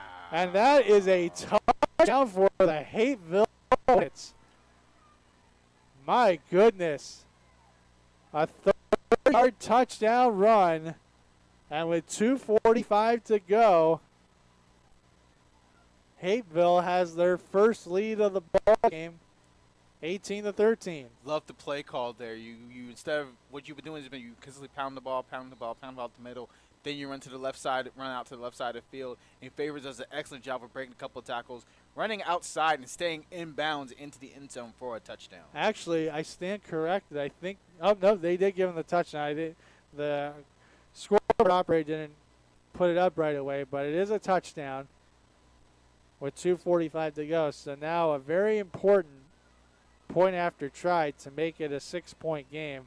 Wishbone formation once again. Handoff is to Price, and he goes nowhere. So the point after try is no good. But more importantly, though, Hapeville, with 2:45 to go, over 37 minutes into the ball game, have their first lead of the afternoon. Yeah, they did. They went back to what brought them to this game, to the score so far, running wishbone sets and just running power football, and throwing a little curveball out here to the defense with the bootleg to the left side of the field, resulting in a possibly game-clinching touchdown for them. We will see what Bartow is going to be able to do in these final minutes of the game. But they're going to have to try to get the ball to their key playmaker, number zero, Zach Bailu. We shall see now. With 2:45, so here's the setup, folks. 2:45 to go here in the ball game. 18-13 our score. Hapeville up by 5. Dorian, if you are the Bartow County Panthers, what is your strategy offensively? Well, first off, if we're going to run the ball, we're going to try to run the ball on the perimeter. Get some yards. We've seen a little bit of success on that. You'll be able to get the ball down the field, and hopefully and if push comes to shove, you'll be able to just step out of bounds and stop the clock. You're going to try to save your timeouts as best as you possibly can, and eventually what you'll try to do is eventually throw in some short passes here and there. But once again, you're going to try to attack the perimeter as best as you possibly can. We've seen them have success running the ball on the perimeter, so we'll see if they can see if that's what they do here. On the kickoff, it was an offside by Hapeville, so they now will have to kick off from their own 35-yard line, and that was not a good kick as it was anyway. Well, he had a good chance to have a good return there. Right. So now you kick off from the 35 for Hapeville, and either way, based on the last kick, Bartow County should have decent field position. This one squibbed and picked up at the 45-yard line by, that would be Trace Hawkins, the quarterback. He's been doing it all today. Yes, Dorian. he has. Yes, he has. He also plays safety on defense. But on that return there, you probably have to – he looks like he didn't have much space because even then when he tried to juke around, there was not much space for him to run. So you just got that opportunity. You just got to take the ball, run upfield, and get as much yards as you possibly can. So it'll be first down and 10 at the 46.5-yard line with 2:36 to go here.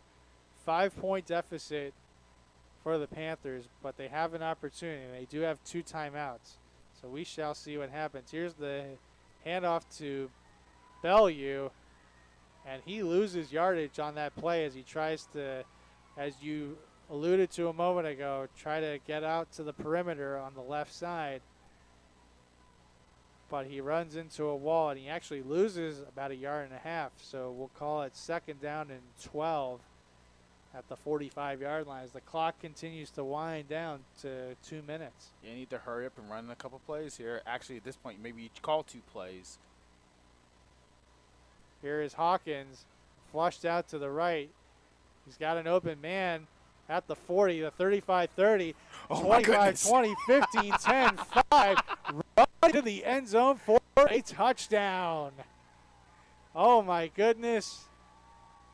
The Bartow County Panthers with 1:46 to go, have retaken the lead 19-18 on a 55-yard touchdown pass to number 8. That's a great yard there by Trace Hawkins. Just once again doing what he's been doing all game, rolling around, buying his receivers time, and 8 did an excellent job finding a hole. And Watkins finds him, and 8 just does the rest. Excellent job of catching the ball, securing the catch, and just making defenders miss and running the ball with speed for a touchdown.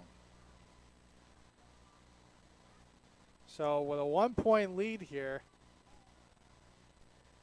they're going to go for 1. I would think I would take a chance and try to kick it through for 2, but they're going to go for 1, try to make this a 2-point game. And number 8 throwing it to the end zone. Looks like he was looking for Hawkins. It's incomplete, so the point after try is no good. Yeah, we see a little vice versa there. On the main drive, you saw Hawkins beat a quarterback, and on this 2-point conversion, you see number 8 try to pass the ball to Hawkins. So nice little vice versa there. But yeah, they have one minute. There's 1:46 left on the clock, up by 1 point. I think the way, especially with the way Hateville has played offensively, they've been able to run the ball very well, but they have not. They've been unable to pass the ball, unfortunately. So I think the odds are in Bartow's favor as of right now. 1:46 left. Well, this is a very important kickoff here with very limited time. 1:46, as I mentioned. Bartow, as we've seen a couple of times today, they've been very good with these squib kicks and pooches and onside attempts. The last one, not so much, as the ball ended up at the 4-yard line on the return by Hapeville. This time, much better kick as they have to go retrieve it around the 30-yard line. A good return nonetheless, though, as number 1, that would be Carter Pitts, returns it to about the 45-yard line. So we have 94 seconds to go in the ball game. 1 minute and 34 seconds left. Hateville does have all 3 of their timeouts. I don't think they have a field goal kicker on their team. Maybe it would be the place kicker, but nevertheless, I would think at this point, Dorian, it's touchdown or bust. Yeah, absolutely, yeah. I don't think either team has. We have not seen any team try to. I don't think either team has a kicker. So what they're all going to have to try to do is just do their best to score a touchdown here. So before this 1st and 10 snap, timeout taken by Bartow County. That's their 2nd of the half with 1 left. As Hateville came out in a shotgun formation with 4 receivers and a running back. Yeah, it looks like they're gearing up to try to throw the ball here. And once again, we haven't seen a lot. They have not had a lot of success throughout the air, so maybe they will try to do a little read option wrinkle or something along those lines. We will find out soon enough.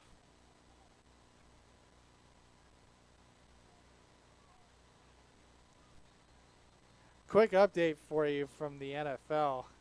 We've been given updates throughout the day here. And as the 1 o'clock matchups come down to the wire. But we have a few scores for you real quick. I saw we had an overtime game in Charlotte, 28-all between the Vikings and the Panthers. So we will see how that one unfolds.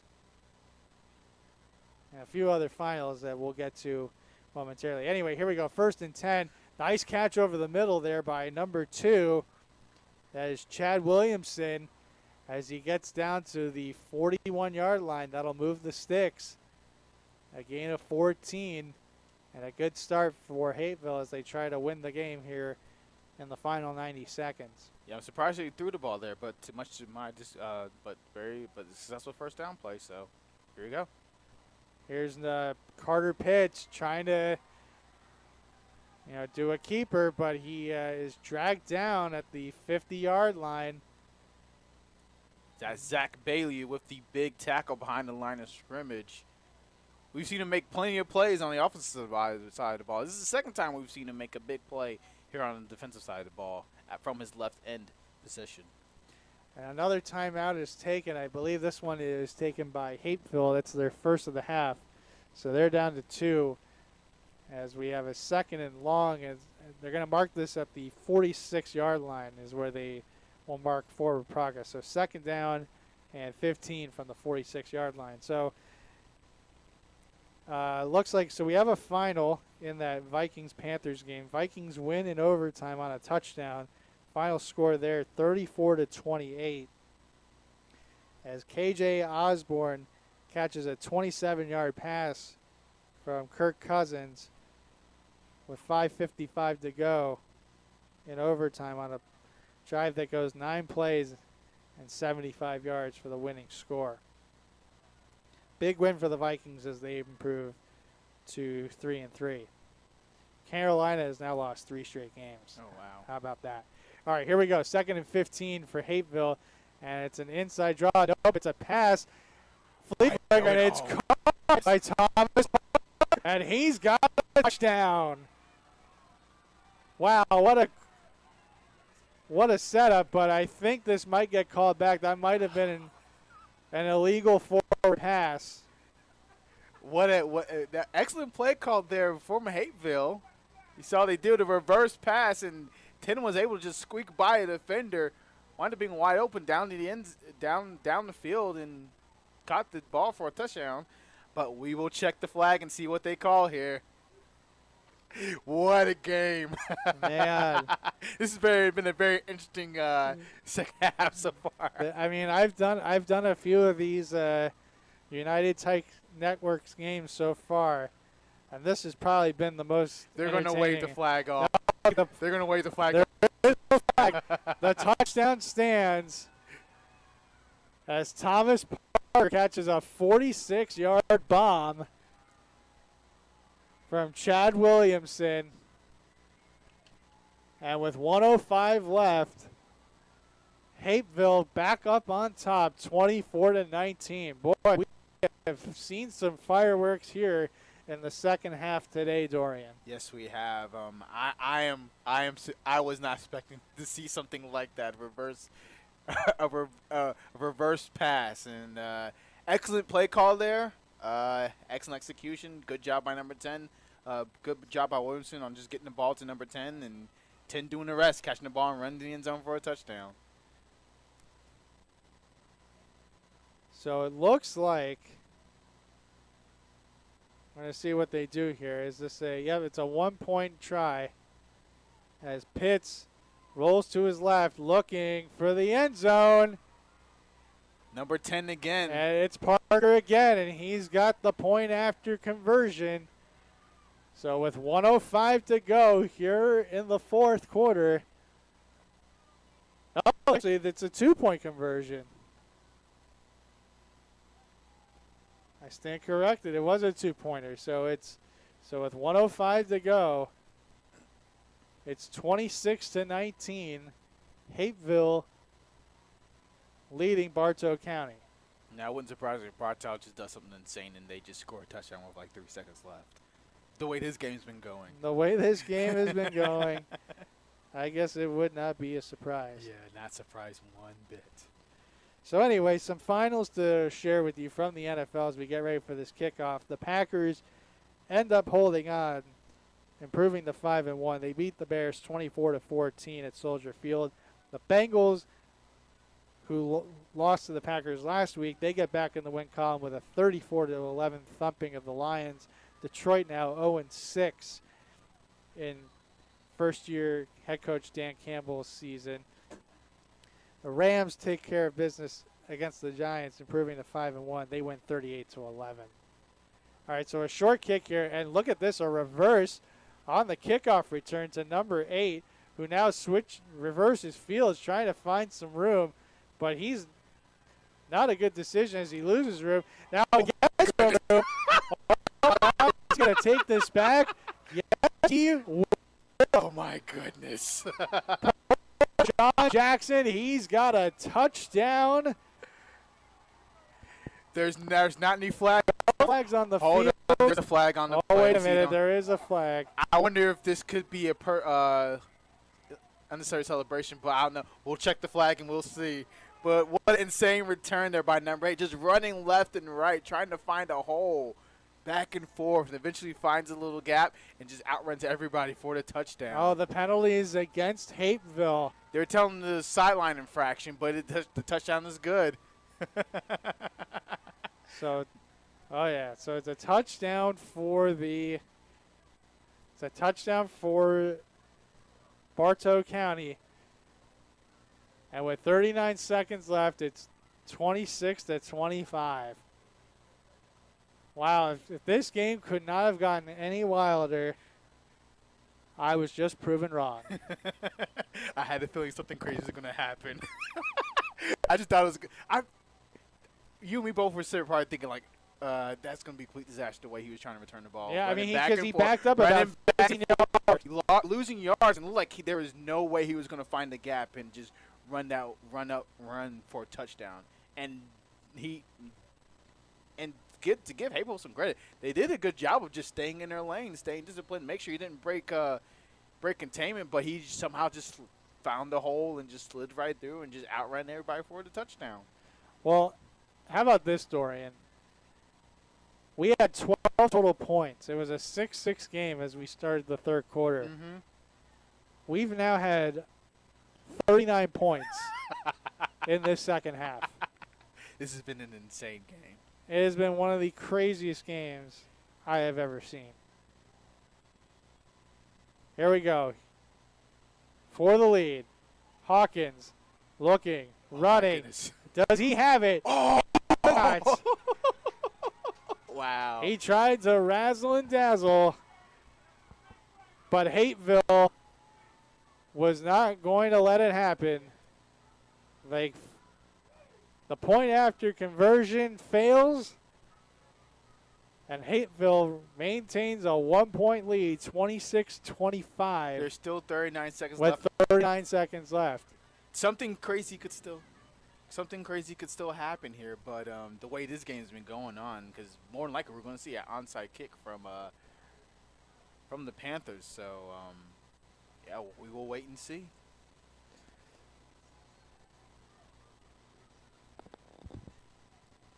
Yeah, but Hawkins doing what he does best. He's been scrambling around all game, and unfortunately, he was unable to scramble in the end zone to complete the extra point. So credit is given to Hapeville for doing a good job and just staying in their lanes once again and keeping Hawkins from breaking outside and scoring that extra point.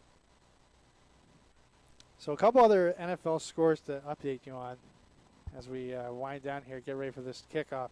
The Chiefs had a slow start today, but they get back to 500 as they beat Washington 31-13.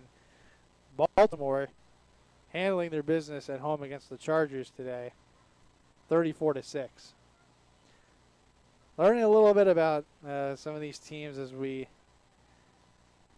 enter the second third of the season here in Week 6. Yeah, I'm surprised the Chargers got beat that badly. They've been one of the Herbert and that offense has just been. They've been one of the more premier offenses in the NFL, and to see that they only score 6 points is definitely very surprising to me. Well, Baltimore, you know, they've traditionally been known to be a very stout defensive team. Mm-hmm. Maybe not so much in the last year or two. And we're having some issues down here on the field. The coach from Bartow is consistently arguing with the referees here, and vice versa with Hateville coach as well. They're ready to get this game on, and they're still fighting with the referees here. Bartow's still fighting with the referees here.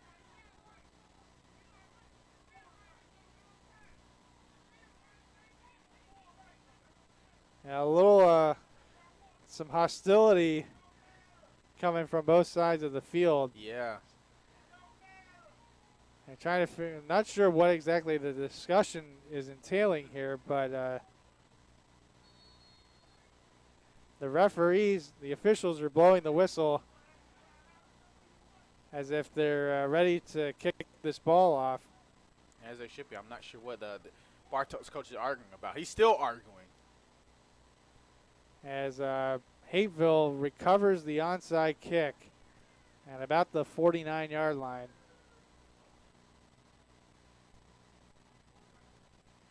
Yeah, the coach from Bartow is still arguing with the referees. At this point, he needs to just let it go. I'm not sure what he's arguing about.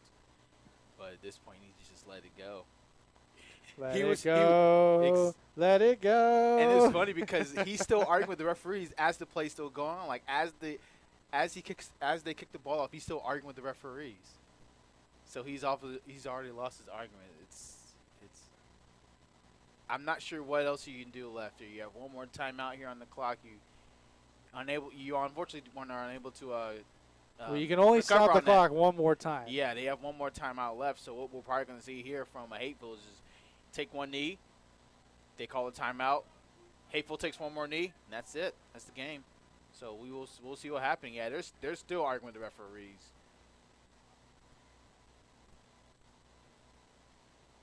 I'm not sure what they're arguing about here. I'm sure it's probably about the last play, but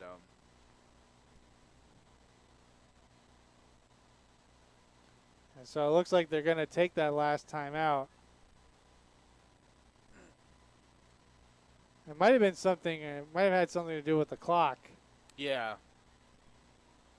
Might have very well had to do something with the clock, which once again has been. Looks like they're going to go ahead and call the game here. Yeah, it looks so. It's a final with 39 seconds. It's a bad way to lose for Bartow. Fought so hard to come back, and to lose like that it's very emotional and gut wrenching the way that the game like that.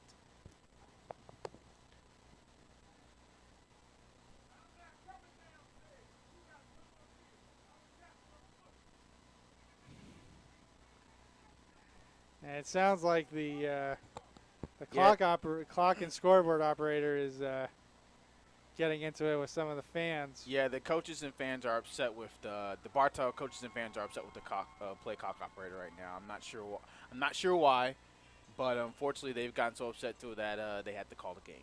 Coaches got so upset they had to call the game. So final score here from Duluth, and a bizarre ending. Hard-fought game, too, but it's very bizarre ending. A hard-fought game that had plenty of fireworks and drama at the end. Wrap it up. 26-25, our final score. We thank you so much for joining us here for the United Tykes Network Game of the Week. For Dorian and Devin Johnson, I'm Noah Hirschman. We'll see you next time.